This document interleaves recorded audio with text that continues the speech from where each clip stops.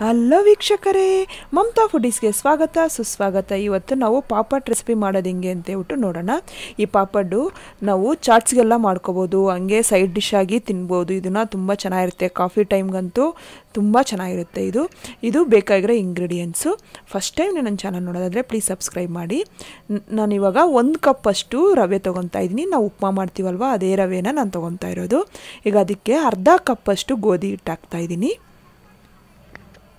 ಈಗ ಅದಕ್ಕೆ ಒಂದು 1/4 ಟೀ ಸ್ಪೂನ್ ಅಷ್ಟು ಓಮ್ ಕಾಳು, ಉಪ್ಪು ರುಚಿಗೆ ನೋಡ್ಕೊಂಡು ಹಾಕ್ಕೋಬೇಕು ನಾವು.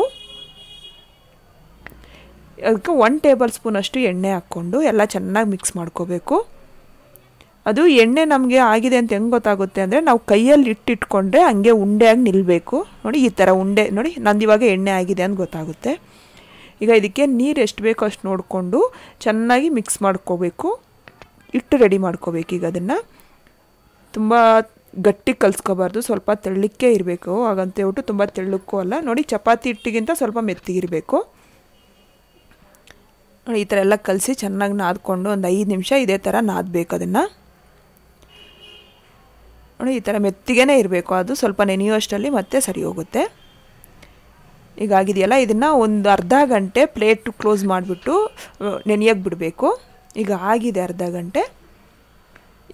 ನೋಡಿ, ಈಗ ಆಗಿದೆಯಲ್ಲ, ನೋಡಿ ಸ್ವಲ್ಪ ಗಟ್ಟಿಯಾಗಿದೆ. ಈಗ ಇದನ್ನು ಮತ್ತೆ ಒಂದು 5 ರಿಂದ 10 ನಿಮಿಷ ಚೆನ್ನಾಗಿ ನಾದ್ಕೊಂಡು, ನೋಡಿ ಈ ಥರ ಸ್ವಲ್ಪ ಎಲ್ಲ 2 ಪಾರ್ಟಾಗಿ ಮಾಡ್ಕೊತಾ ಇದ್ದೀನಿ ನಾನು.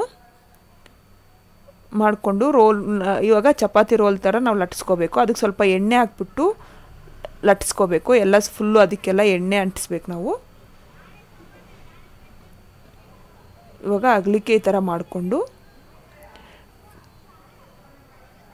ಇಷ್ಟು ದಪ್ಪ, ತುಂಬ ದಪ್ಪ ಇರಬಾರ್ದು. ನೋಡಿ, ಈ ಥರ ಚಪಾತಿಗಿಂತ ದಪ್ಪ ಇರಬೇಕು. ಅಂದರೆ ಪೂರಿ ಮಾಡ್ತೀವಲ್ವ, ಅಷ್ಟು ದಪ್ಪ ಇದ್ದರೆ ಸಾಕಾಗುತ್ತೆ. ಈಗ ಪೋರ್ಕ್ ತೊಗೊಂಡು ಎಲ್ಲ ಕಡೆನೂ ನಾವು ಅದನ್ನು ಪೋಕ್ ಮಾಡಬೇಕು. ಯಾಕಂದರೆ ಎಣ್ಣೆಗೆ ಹಾಕಿದ ತಕ್ಷಣ ಉಬ್ಬಬಾರ್ದು ಪಾಪಡ್ಡು ಅಂತೇಳ್ಬಿಟ್ಟು ನಾವು ಈ ಥರ ಚೆನ್ನಾಗಿ ಪೋಕ್ ಮಾಡೋದು. ಈಗ ಈ ಥರ ಎಲ್ಲ ಆದಮೇಲೆ ಒಂದು ರೌಂಡ್ ಶೇಪಲ್ಲಿರೋದು ಏನಾದರೂ ಕಪ್ಪು ಇಲ್ಲ ಗ್ಲಾಸು ಏನಾದರೂ ತೊಗೊಂಡು ಈ ಥರ ನೀಟಾಗಿ ನಾವು ಶೇಪ್ ಬರೋ ಥರ ಪ್ರೆಸ್ ಮಾಡ್ಕೋಬೇಕು. ಅದೇ ಥರ ಎಲ್ಲ ರೆಡಿ ಮಾಡಿಕೊಂಡು, ಅದನ್ನು ಇವಾಗ ಎಕ್ಸ್ಟ್ರಾ ಇಟ್ಟಿದೆಯಲ್ಲ ಅದನ್ನೆಲ್ಲ ತೆಗೆದ್ಬಿಟ್ಟು ನಾವು ರೆಡಿ ಮಾಡ್ಕೊಂಡಿರೋ ಪಾಪಡ್ ಶೇಪನ್ನು ಈಗ ಒಂದು ಪ್ಲೇಟಲ್ಲಿ ತೊಗೊಂಡು, ನೋಡಿ ಈಗ ಆಗಿದೆಯಲ್ಲ ಎಷ್ಟು ಚೆನ್ನಾಗಿ ಬಂದಿದೆ ಅಂತ ಹೇಳ್ಬಿಟ್ಟು ಒಂದು ಬಟ್ಟೆ ಕ್ಲೋಸ್ ಮಾಡಿ ಬಿಡಬೇಕು. ಅದನ್ನು ಒಣಗಾಗಿ ಬಿಡಬಾರ್ದು. ಡ್ರೈ ಆದರೆ ಮತ್ತೆ ಅದು ಮುರಿಯುತ್ತೆ ಅನ್ನೋದಕ್ಕೋಸ್ಕರ ಹಾಕಬೇಕು. ಈಗ ಬಾಂಡಿಯಲ್ಲಿ ಎಣ್ಣೆ ಕಾದಾದಮೇಲೆ ಆ ಪಾಪಡ್ನೆಲ್ಲ ನಾವು ಎಣ್ಣೆ ಕಾದಾದಮೇಲೆ ಮೀಡಿಯಮ್ ಫ್ಲೇಮ್ ಇಟ್ಕೊಂಡು ಇದು ಫ್ರೈ ಮಾಡ್ಕೋಬೇಕು. ಈಗ ಎಲ್ಲ ಆಗಿದೆಯಲ್ಲ, 2 ಕಡೆನೂ ನಾವು ಫ್ಲಿಪ್ ಮಾಡಿಕೊಂಡು 2 ಕಡೆನೂ ಫ್ರೈ ಮಾಡ್ಕೋಬೇಕು. ಅದು ಕ್ರಿಸ್ಪಿ ಮತ್ತು ಲೈಟ್ ಗೋಲ್ಡನ್ ಬ್ರೌನ್ ಬರೋವರೆಗೂ ಫ್ರೈ ಮಾಡ್ಕೋಬೇಕು. ಈಗ ಆಗಿದೆ ನೋಡಿ, ಗೋಲ್ಡನ್ ಬ್ರೌನ್ ಬಂದಿದೆಯಲ್ಲ, ಕ್ರಿಸ್ಪಿಯಾಗಿ ಆಗಿದೆ. ಅಷ್ಟೇ, ನಾನು ಸರ್ವಿಂಗ್ ಪ್ಲೇಟ್ಗೆ ಸರ್ವ್ ಮಾಡ್ಕೊತಾ ಇದ್ದೀನಿ. ನೀವು ಮನೇಲಿ ಟ್ರೈ ಮಾಡಿ, ತುಂಬ ಚೆನ್ನಾಗಿರುತ್ತೆ. ಇದು ಸ್ನ್ಯಾಕ್ಸ್ಗೆಲ್ಲ ಯೂಸ್ ಆಗುತ್ತೆ. ಇದು ಇಷ್ಟ ಆದರೆ ಲೈಕ್ ಮಾಡಿ, ಶೇರ್ ಮಾಡಿ, ನನ್ನ ಚಾನಲ್ಗೆ ಸಬ್ಸ್ಕ್ರೈಬ್ ಮಾಡೋದು ಮಾತ್ರ ಮರಿಬೇಡಿ. Thank you.